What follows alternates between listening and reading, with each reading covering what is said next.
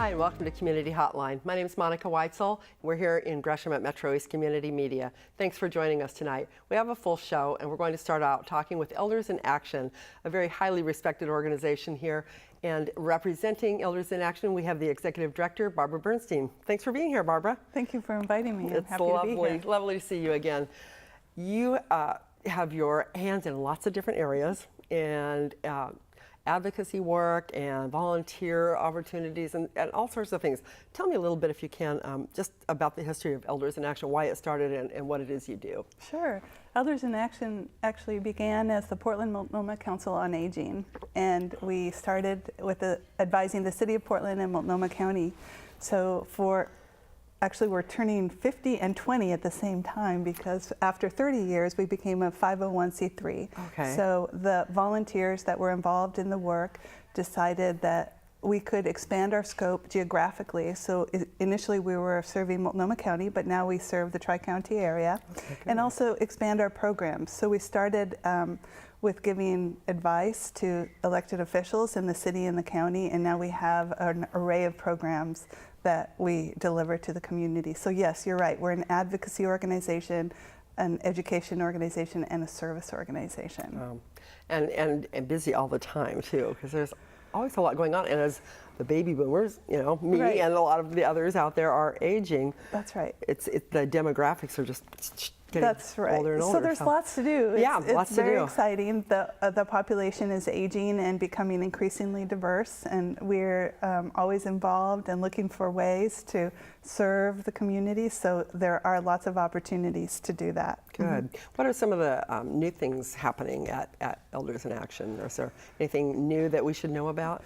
Well, we have 4 main programs, and one is we still have the Advisory Council, so it's called the Elders in Action Commission, and we have a civic involvement program, and we are doing some new things with the civic involvement program.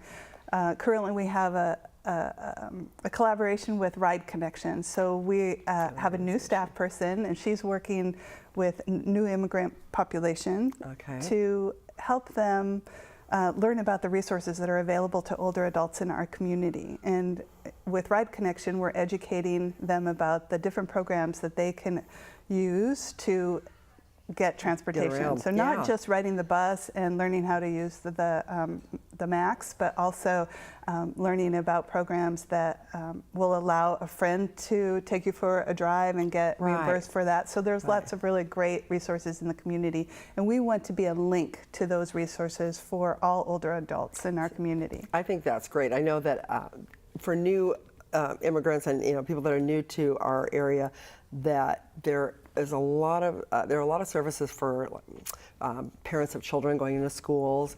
Maybe not enough, but there are those services, and how to vote and those kind of things. But as far as sometimes just getting around and how to, especially for the seniors and that whole demographic, it's probably a lot tougher. I mean. Right. You don't have the kids in school, so that you're kind of forced to go to do this or that, and you're actively engaged in the community. So sometimes as we age, we become, and maybe aren't working and out in the community in a daily way, we become isolated. And for new immigrant populations, there might be a language barrier, and so that deepens the isolation. And we would like to work with community leaders that represent the diversity of the populations in our community to see how we can be a bridge to the services that are out there. In Multnomah County, they just did a series of panels and forums to find out what the needs were. And one of the things we're finding out is that some services exist that aren't being accessed. So how can we help those communities and really all older adults access those services? Let them know, get the word out about them, and then be able to get them there and actually utilize them.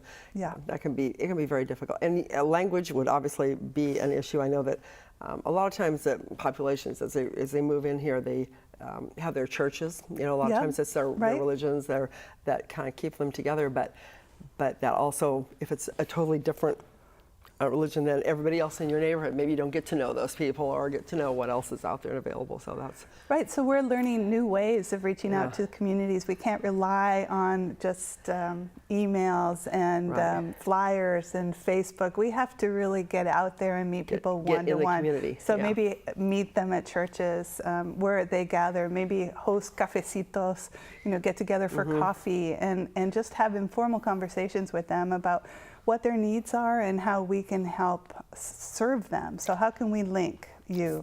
Right. So do you have people that volunteer or work at Elders in Action that speak languages other than English?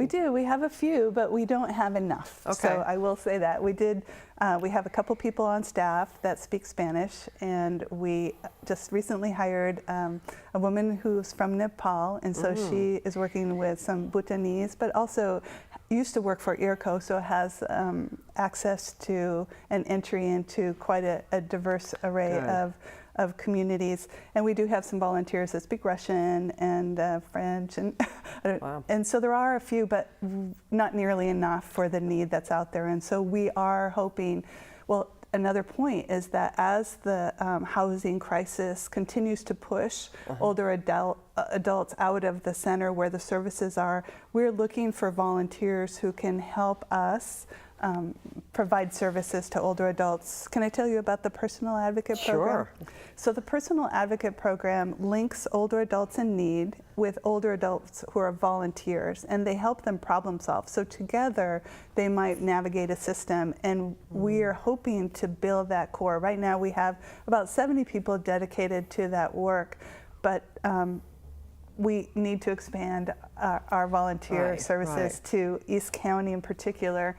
And we're hoping that we can serve all communities, but I know the Latino population is one of the fastest growing minority populations in our community. So we'd like to serve, well, all communities, but also Latino population. So if there is somebody watching, or they know of somebody, or somebody's watching who knows of somebody who speaks another language, who would like to be involved as a volunteer, and they don't have to be, a senior themselves. Nope. They can be any age, right? Right. Our volunteers are every age. Our average age is 63, but we have college students and we have people who are in their 80s. So it just has to be somebody who likes helping people problem solve, who has 4 hours a month to dedicate to helping. No, it's not a lot, and you can work very independently. So you will connect with that person at their home or the library or a coffee shop, learn about the problem that they're having, and then help them work through navigate the system. And that could be anything from dealing with your health care issues, or with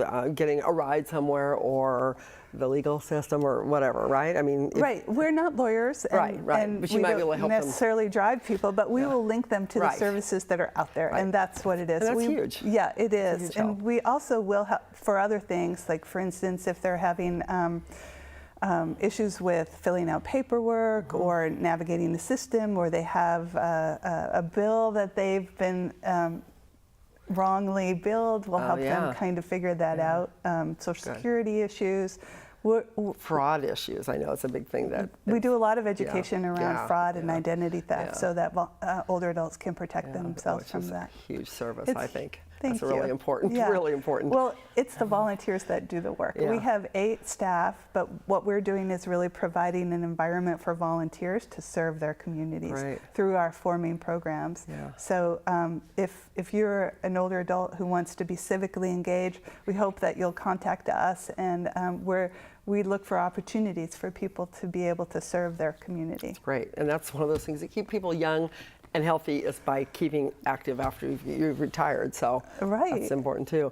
Yeah, we're doing meaningful work. I think yeah. all humans need to have a sense of purpose. And what we find sometimes is when people retire, that after 6 months of having this freedom to decide what they do, they're bored, right? they have all these skills and knowledge that they want to give back now. And so we're very lucky to have some wonderfully skilled and dedicated volunteers. And how nice to be still appreciated too, you know what I mean? It doesn't have to be a paycheck, just being able to help people and having that appreciation is a great thing. Right, some people are very privileged to be in that position. Yeah. Not everybody is retired, anybody can volunteer. And so, we're open to anybody who's interested in helping older adults. Good. You brought a few pictures of, I think it was some of your volunteers, and maybe we can have them pull that up on the TV here so we can take a look at those and see what some of your volunteers are up to. All right. Now, what is going on here? That's one of the Multnomah County listening sessions. They have been, we assisted with these, and they are listening to people for their area plan. So they're developing an area plan about how to deliver services. So they reached out to diverse communities so they could get a sense of how they were doing, and we helped organize those. And if you see in the very top left-hand corner is one of our volunteers, Carol Buchler. She's wonderful. That we have connections with businesses around the metro area, and they do days of service. So this is one of our days of service at the June Key Delta. So we help them build some things there within their new community center, and that was just after. It's in North Portland. Is it in North Portland? I was going to say I've seen it because I live in North Portland, but but I haven't been there. But so that's one of our community groups. And some very happy people. This was, we participated in a dinner sponsored by the New Portlander program, and that was at the Mekong restaurant, and we had a variety of community members and leaders, and that was another listening session. And out of that one came lots of issues were identified, but really transportation surfaced as the primary issue that they were contending with, and so that's where that collaboration with Ride Connection came from. Perfect. We realized that a lot of communities don't know about the resources that are out there. So, and that's Leisha on the far right. That's she's our newest staff person that I mentioned earlier, and that was at a community event. I'm not sure. I don't actually quite recall which one, but you can see Mayor Hill's there too. So. Oh, great. Well, that's it. You know, it's wonderful. There are so many great opportunities to volunteer, and people. You know, anybody that volunteers knows to get more out of it than they ever put into it. So, you know, but it's so important. It's really mutual. I think it is. And we, the staff, really are inspired by the volunteers that commit their time to serving the community. It's really very moving. It's important. So you have the you're doing outreach to multicultural communities, and you can use volunteers that are bilingual. That would be a big help. I know you also do advocacy work, and you're also a proponent of Measure 26179. That's the affordable housing. Yes, for affordable Can you tell me about that real homes. quick before we run out of time? Oh, sure, I'd be happy to. So in the last year, longer, we've been receiving calls weekly from older adults who are being priced out of their rental. So they've been able to afford $5 increases a year, $10 increases a year on limited incomes, but they cannot weather the $200, $300 increases. I get it. So a lot of them are being priced out of the homes that they've lived in for 10, 20 years. And so we've joined a coalition to help bring attention to the issue of the housing crisis in our community. And in this particular case, we have the opportunity, if you live in Portland, to vote for a ballot measure that will bring 13 affordable housing to low-income people, families, and older adults. And that's the first step, I think, to creating an infrastructure that supports low-income people that have worked hard their whole lives, but now in their older years need that support. I fully support that. I know that we have a huge homeless population. We don't need to add to that, and you know, exactly, and that's really where it's going. We don't know where these older adults are going. So they're either becoming homeless or they're being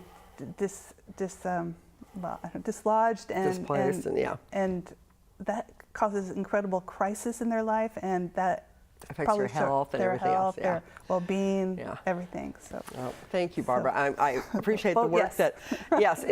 I appreciate the work that Elders in Action is doing, because it's been amazing. It's an amazing resource for the community. So thanks very much for being on tonight. Thank you for giving me this opportunity to reach out. You're welcome. And thanks for watching this first segment of Community Hotline. You know that if you have if you have the ability to be a volunteer for Elders in Action or any other organization, do go out there and volunteer your time, and you know who to call. So I'm Monica Weitzel. We'll be back in just a few minutes, so don't go away. Thank you.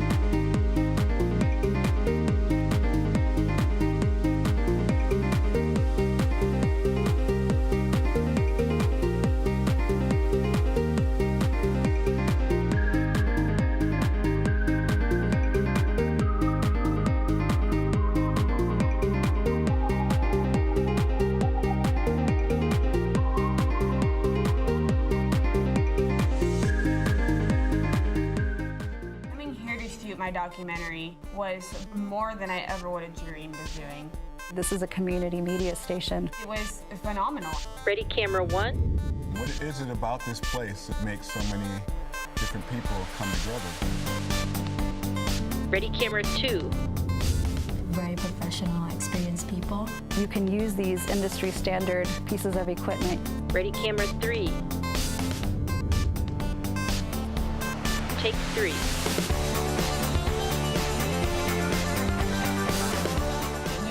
To be rich to do this.